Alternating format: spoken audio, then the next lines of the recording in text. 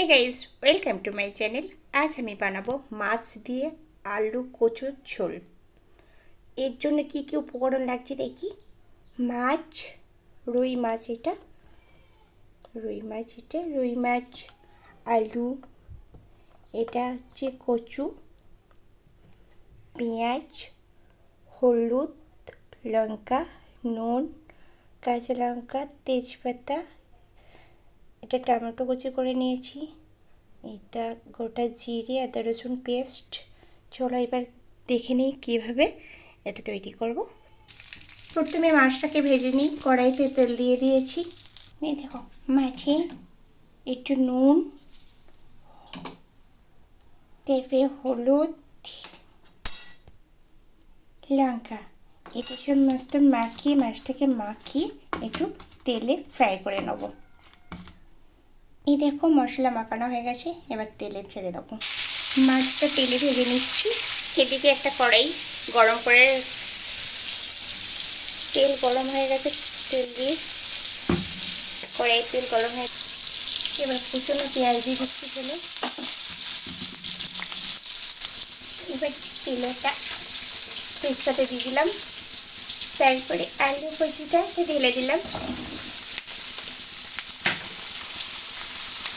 এদিকে কিন্তু মাছটা উল্টে পাল্টে ভাজা হচ্ছিল, কড়া করে ভাজা হচ্ছে। এবার সমস্ত মশলা দিয়ে দেবে, এটা কাঁচা লঙ্কা দিয়ে দিলাম,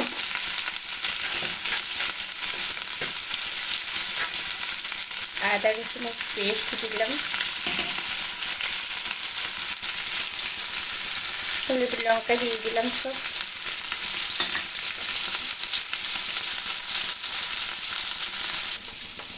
এবার এই নুনটা দিলাম। এবার নাড়াচাড়া করতে থাকি, একটু কষিয়ে নিই। আলু কষিয়ে একবারে কষিয়ে নিয়ে তারপরে জল দেব। মাছটাও ভাজা হয়ে গেছে, এদিকে আলু এটা কষা হয়ে গেছে। এবার জল ঢেলে দেবো।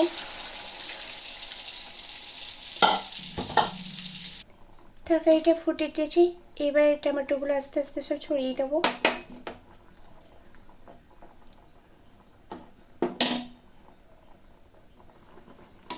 এবার এই যে ভাজা মাছটা ভেজেছি না, এর সঙ্গে এরপর দিয়ে দেবো।